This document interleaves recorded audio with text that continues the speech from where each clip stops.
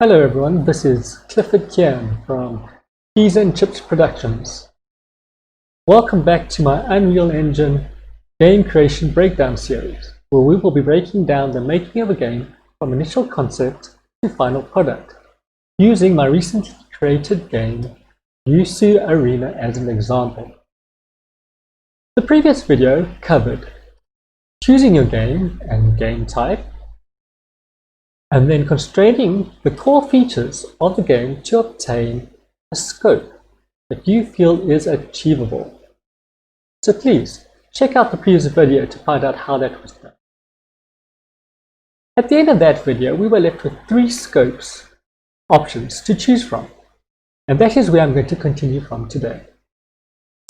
To help us select from these options, and to help remind us what we want to achieve in creating our game, we should try to identify key aspects of our game concept that we want to convey.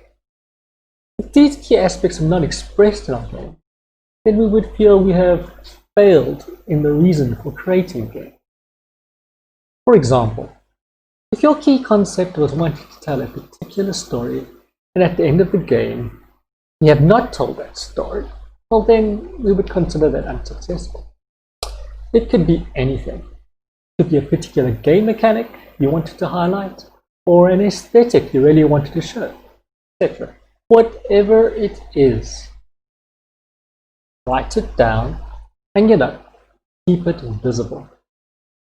You'll want to keep referring to it constantly throughout the game creation process, so that you avoid scope creep, but more importantly, that you land up at the destination that you intended to arrive at. So, here was my initial concept and where it was inspired from. Could I make a Geometry Wars / Super Stardust-like game in a first-person VR that was fun? The emphasis on these games is in moving constantly to avoid enemies and having to shoot many enemies. So, what we're going to do is try and compare this to the scope options that we had from the previous. Candidate number 1, or the previous 3rd options.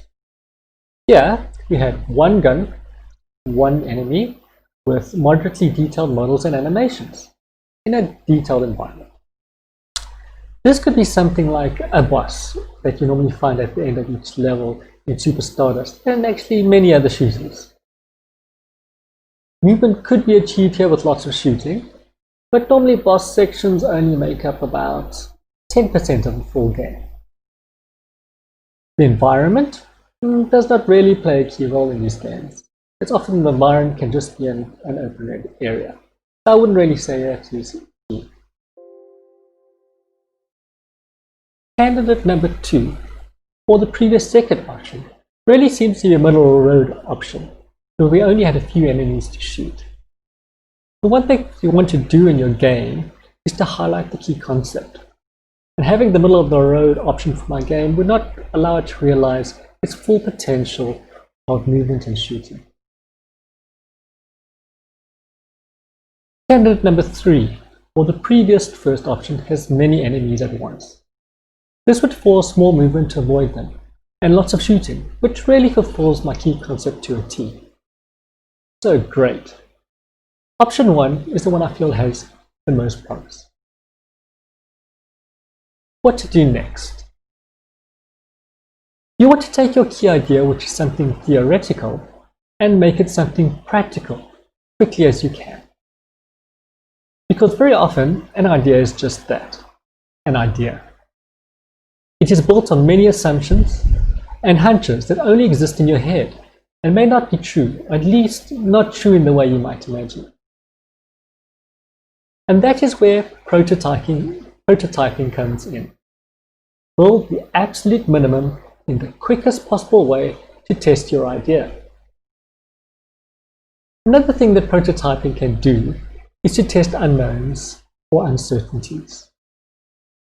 For example, maybe I felt option 3, boss type levels, and option 1, many enemies, were equally valid. I could prototype both to get a more informed decision on the direction to take. Different levels of prototyping will also most likely occur for smaller decisions throughout. Use all resources available to you to build your prototypes quickly, whether it be the templates, something that you have already built, or you can buy, or you can download and modify. Remember, speed in testing is the main thing. So keep everything basic. Mocking up your idea can happen in a variety of ways. And even possibly you might not need to program anything to test your idea. It could be a PowerPoint mock-up, for example. If you were making a card game and you wanted to test a unique UI method. My slogan for prototyping would be speed, speed, speed. This is what I think would be required for me to build a valid prototype. It has to be VR, so I will use the Unreal Engine VR template so as not to have to start from scratch.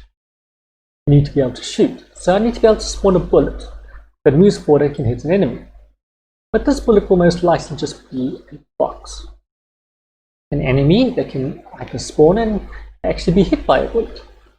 And this will probably also just be a box, just a much bigger one.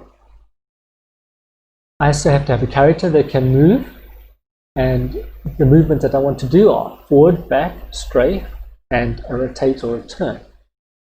So the Unreal Engine VR template already provides me with the character, but not the type of movement that I want to test. And the only logic that the enemy needs to be able to do is be able to track me.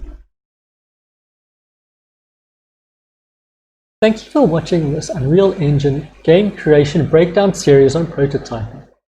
The next episode, I will actually start creating the prototype within Unreal Engine from the VR template, and also create the movement of my character with blueprints. So please like and subscribe to not miss this exciting and practical episode. See you then.